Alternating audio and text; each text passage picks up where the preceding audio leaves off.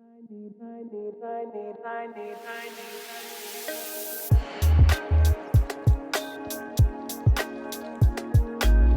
name is Nicholas LaSalle. I'm 24 years old. I'm a massage therapist. I also study neuro-emotional work, and I just overall love to help people. I just want to help people experience experiences and live my happy little life. I would definitely say I'm adventurous. I would say I'd definitely say I'm a good healer. I love to help people. I love to be there for my friends. I love my experiences.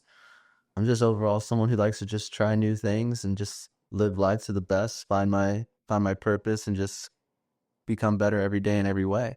I am a 2-time cancer survivor.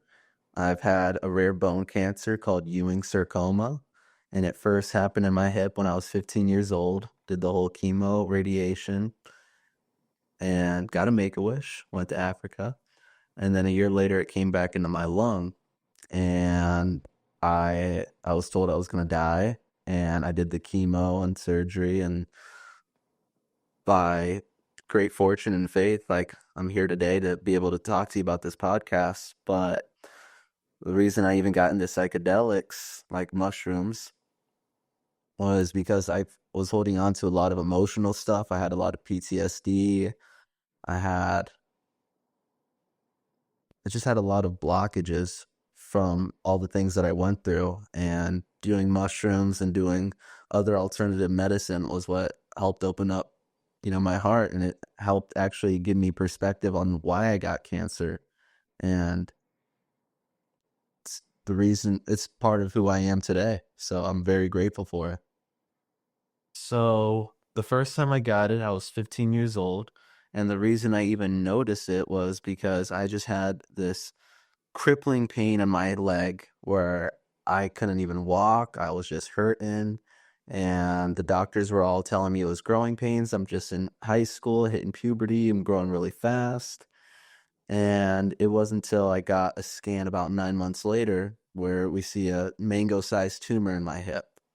And at the time, I was just in so much pain that I was just grateful to find out what it was so that we could work on it.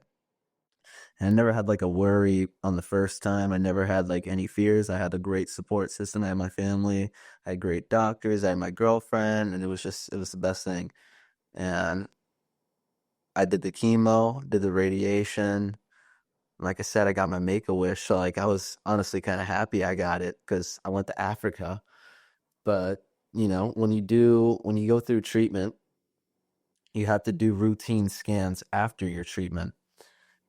And I remember, I did my 3 months clear, 6 months clear, 9 months clear. And then, they always tell you once you reach that 1 year mark, that's when you're golden. That's when you don't really have to worry. You still have to do your scans. But once you reach that 1 year mark, that's like, it's just easy sailing from there. And I was so happy to hear that. And I get my scans done. And I remember me and my girlfriend, we went to the gym to get a celebratory workout. And I get a call from my dad saying we got to go back to the hospital. And right then and there, I kind of knew what it was. So I start, like, let's pack up, not going to get this squat in.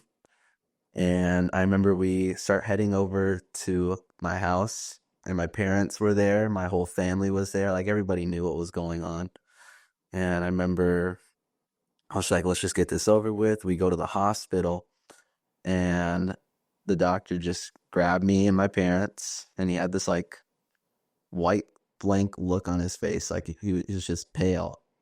And I remember we go into his office and no one's talking, and he just pulls up some images on his computer, and it's a picture of my lungs. And he was showing me a picture as if I knew what it was. And he was like, do you see that? And he was pointing at my lungs, and there was a big mass right on the bottom of my right lung, about the size of a baseball. And I asked him, I was like, so what does this mean? And he goes, you have cancer again.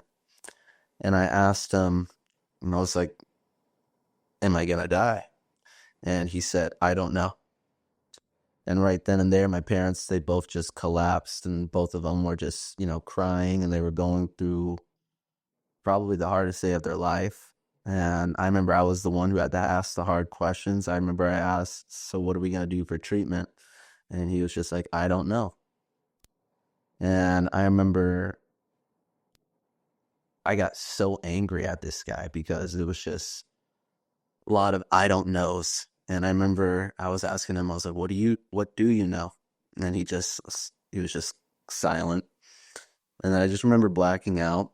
And then I remember it wasn't like I fainted or anything. I just kind of like turned off my brain because I was just so angry. I just wanted to punch that doctor in the face. So I remember we get the news, we all walk out, and I remember I went into the bathroom and I'm just looking at myself in the mirror, and I was just like, I felt like fueled with rage. And I remember I just looked at myself in the mirror and I'm like, God, universe, Chuck Norris, whoever's out there listening, if you heal me, I'll heal others. And we decided to do the chemo and all that fun stuff. And after one cycle of chemo, my tumor shrunk 80%, which was something they don't really see that often. And then they were able to perform surgery and they were able to pretty much save me.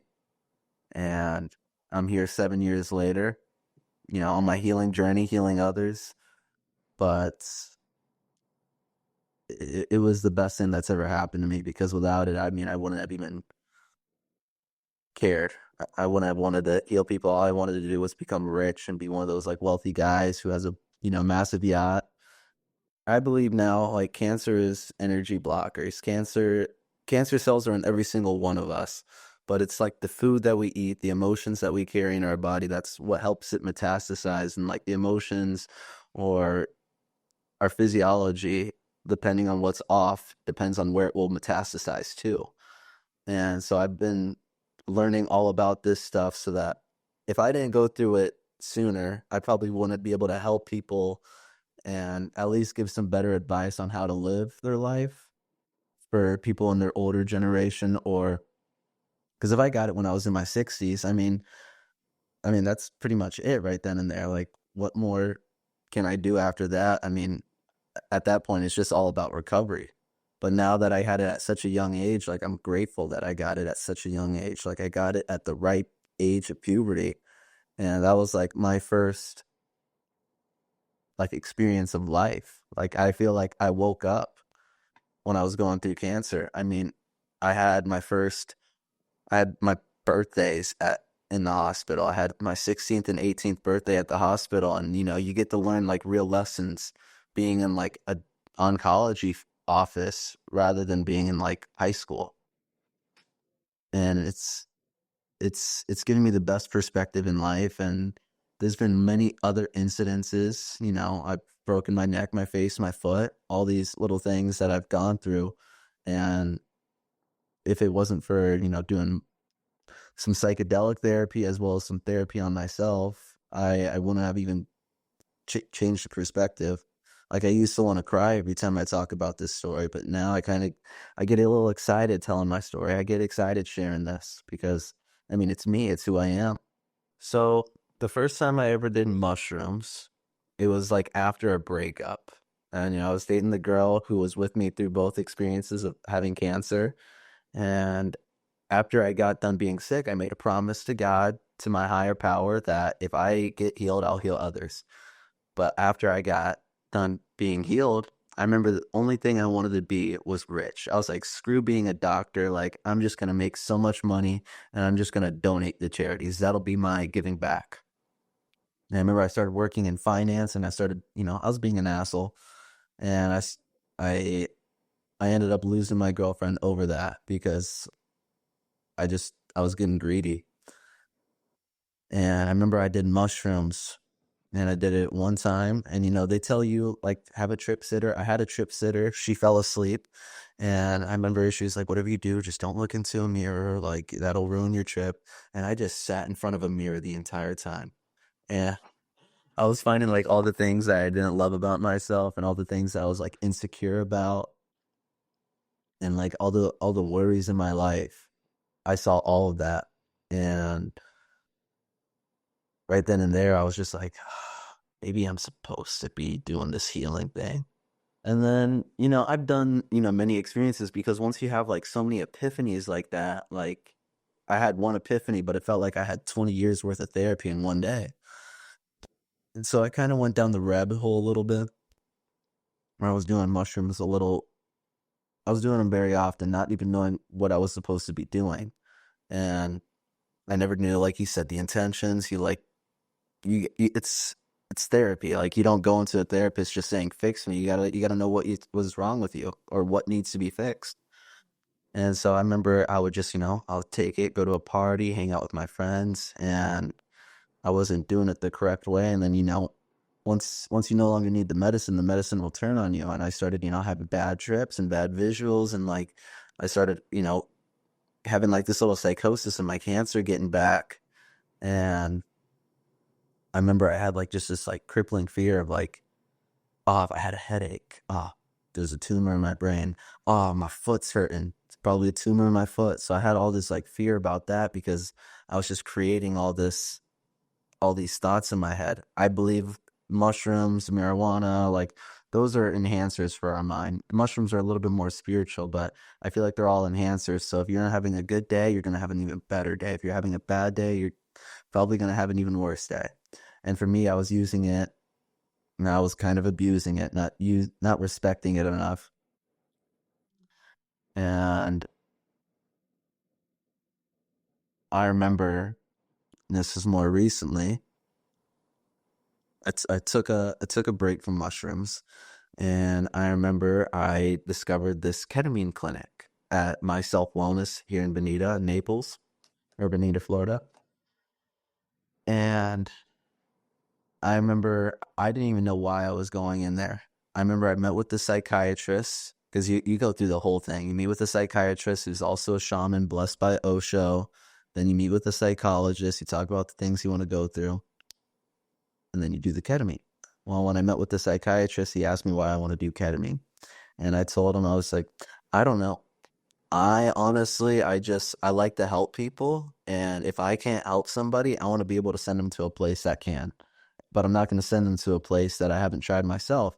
And so he was just like, that's good enough reason right there. And so he gave me the script.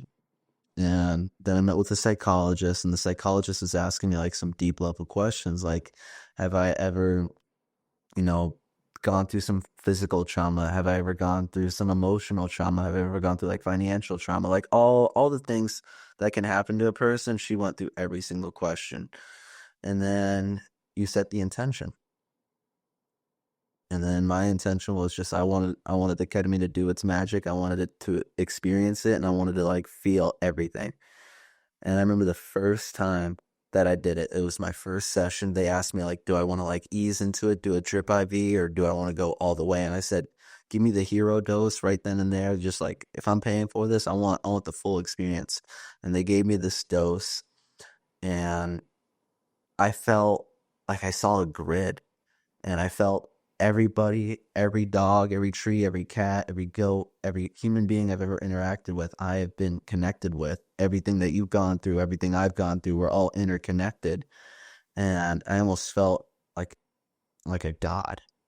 And I remember talking to the specialist right after that because I was like, I feel like I just gained a god complex, was just the opposite of what I want.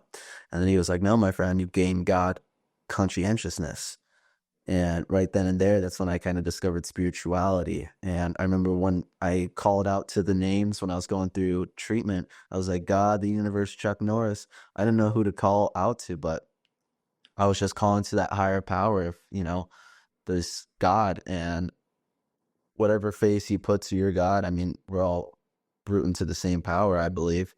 And I felt that, like I felt truly conscious for the first time. That was like my second rebirth in my life. And every experience that I had with ketamine was probably the most profound experience ever. Like my second experience, because you do 6 doses. My second experience, I remember I was thinking about all my friends, like the friends that I have with me, like you, Wolfie. Like I was thinking about everybody who has shaped me to be the man who I am today. And I couldn't be more grateful because I'm grateful for who I am. I'm proud of who I am. And I'm proud of everybody that I've ever met who's gone through their own experience to be the best version of themselves when I met them so that they can help form me to be who I am. And it was extremely grateful. It was the best experience ever. Third experience, even crazier. I remember I was finally letting go of that girlfriend that I had for so long. And I remember I said her name, gonna avoid saying her name, but we're gonna call her Pen. And I said, right before I had my ketamine, I said, Pen, I love you. I wish you the best in this life. Take care of yourself, but I need to move on. I can't keep holding you in my heart and just not opening up to new experiences. I still have a special place in my heart for her, but you know, in a different sense. And I remember I went into the trip and I saw myself having a family with this woman. I saw myself having like a nice little cottage, and I had my home set where I had my plants and I had my big yard and I had like a couple chickens. I remember we were dressed in like what almost seemed like some Amish wear. Like we were having these silk outfits. Like it was so vivid. I remember I looked like maybe 5 or 6 years older. And I just remember I had a daughter with this woman, and the daughter was wearing this lavender like onesie. I made her look like a starfish. And she looked like the perfect combination of both of us. And I remember I was tossing my daughter up in the air, and her name was Petunia. She even had a name. And I just remember it felt so real. It felt like I had a family. And I remember coming out of it and I was like, where's my daughter? And I came to realize later on, because I talked with one of the integration specialists later on, that I did a quantum leap where it's like there's a reality where I have my partner, where I have everything I ever dreamed of with that person. But maybe I was meant for so much more in this life, so I'm not meant to have that right now. Maybe I'm meant to have it later on. Maybe I'm just never meant to have it. But you know what? I got to experience it. I got to live it, and I'm grateful for that. And you know what? There's another reality of me that does have that, and I'm happy for that guy because, good for him.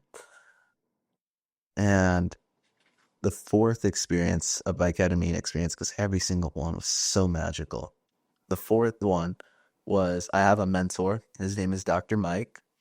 And he's the one who teaches me neuro-emotional stuff. He was the one who told me why I got cancer. He was the one who told me like how it can come back. He was the one who like started teaching me all the psychedelic effects, or not the psychedelic, all the psychic effects of disease. Like everything that comes into our bodies, there's a psychic cause, because you know what our bodies are?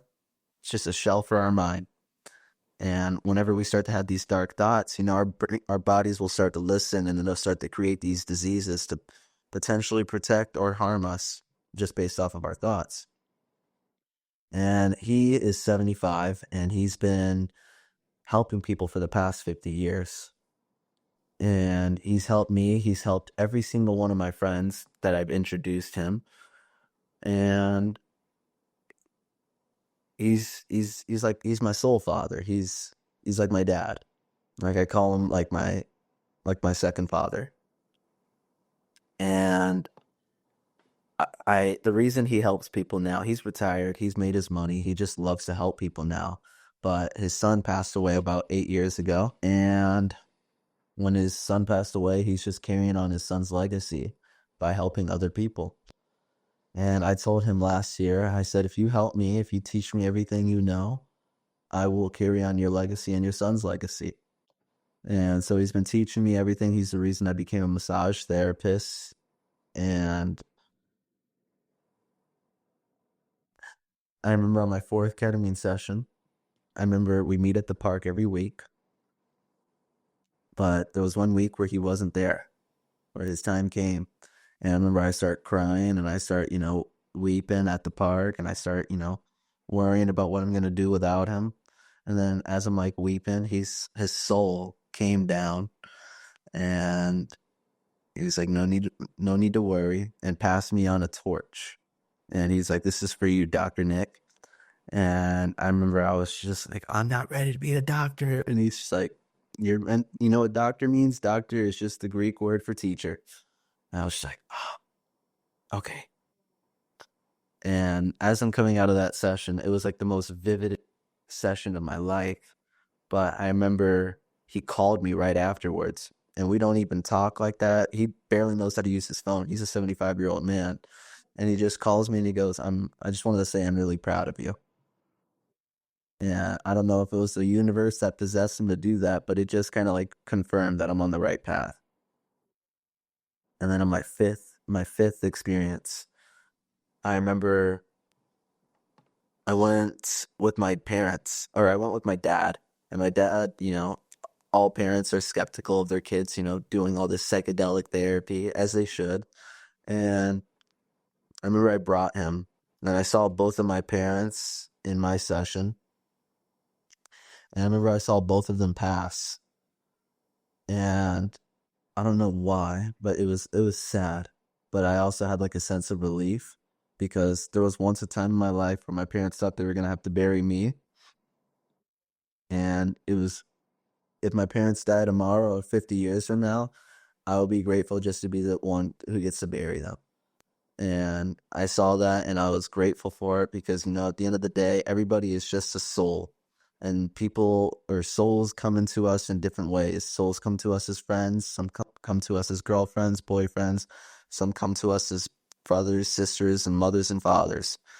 And I was just grateful that I got their soul as a parent, as parents. And then my sixth session, and this was the most profound one. And this is like the strongest one for me. This is one that like I take to the bank with me. I remember I went to the clinic on the sixth day, and I remember they're like, all right, this is it. But I felt like there was so many unanswered questions. Like I felt like I didn't gain anything yet. But I was like, all right, let's ride this. If I got to pay for another 6 sessions, I will. And I went through it and I started thinking about me getting sick. And I started thinking about like all the fears that I had. And I started thinking about me in that hospital room that one day. And I remember when you're in the ketamine session, they have a blindfold over you. They have headphones, so you're listening to binaural beats, and they have you on a chair. And if you were to take off your blindfold, they come in and they take care of you and they make sure you're not walking around because you're a little wobbly after. It's a disassociative. Well, I remember I had my blindfold on, I had my headphones in, and I just stand up. And I remember like one of the nurses comes in and I could hear him through like my headphones. And then the owner was like, let him do his thing. And they leave. And I just start doing like all these yoga poses. Like I remember I was like doing handstands while I was like still blindfolded, still on my trip. And I remember I got down like on my hands and knees and I'm stretching out my hips. But here's the thing, like when I had my tumor the first time, they just did radiation, so they killed it. But they didn't take it out. So there's still a benign tumor there. And I remember I've always had like this like lack of range of motion and lack of mobility because of it. And I remember I was doing this stretch and I felt like this one thing just like it didn't feel like a muscle tear, but it felt like the biggest feeling of relief in my entire body while I was stretching. And I just remember like I was like, oh my God, I gained my mobility back. And I remember there was a light on the ground. And I remember I started looking up and I was like looking at darkness. And as I'm looking up, I'm seeing the light. And what it was I was seeing like that fear of cancer, that fear that I created in my mind. I felt that leaving my body. And here's the real kicker. And this is a vulnerable area for me. But when I went through the treatment, I remember they told me I'd never be able to have kids. And I remember they told me that I lost that ability. And I remember I went to an IVF doctor and they told me like, sorry, like you can't have kids. And I remember it was like one of the most heartbreaking things because I mean, I want to be a father. And I remember it hurt me so bad. And then I remember when I did that 6 ketamine session, I don't know why, but it just felt like I gained my ability back. And I was just like, okay, that's weird because, doctors told me not. So, but I felt it. And I got tested and I'm able to have kids again. which was what the wildest thing for me because, it's like how. But even just recently, like I had two different, like very energetically enhanced people. My yoga instructor that Edric, and then someone else. It just randomly told me like I need to be careful because I'm fertile. And it was just the most random thing I've ever heard because, no one usually compliments people that way. But I remember I talked to, Gina about it, and she was like, those are just the universe just reaffirming your blessings. And after I got that news, it's just like you start to look at the world a little differently. You start to like tread lightly because, when you're told you can't have kids, all right, you just start living for yourself. You're not thinking about your future anymore. You're not thinking about creating a homestead. You're not thinking about creating a family. You're not thinking about any of that stuff. You're just enjoying your life. But I remember the second like I got that reaffirmation, it was just like, all right, time to lock down, time to work on myself, time to, I got to be the man of the house. So I got to keep working on myself. And it's just multiple times where I've been reawakened through psychedelics and through different experiences with alternative medicine. Like I to this day, I did ketamine in the beginning of the year in April, and I'm still gaining benefits from it to this day. And I mean, I would if I would have known if I would have done anything different, I would have done it sooner. But I did it at the right time at my leisure, and it was the best experience of my life. And if I didn't do it, I probably wouldn't be here talking to you. So there's just many things that I'm grateful for, and psychedelics is or any alternative medicine. It's like therapy to a degree, and it's not gonna cure everything. It's not gonna solve all of your problems, but it'll make you more self-aware so you can do the work to do it yourself. And that's what I've been the most grateful for is having that perspective, knowing, when you take a mushroom, when you try ketamine, when you try, acid, shrooms, whatever you're into, it's not going to cure everything, but you know what? It'll definitely give you some perspective so that you can work on yourself after. And that's what I've gained from all of my experiences. This is just all a learning lesson. We're all poetry in motion.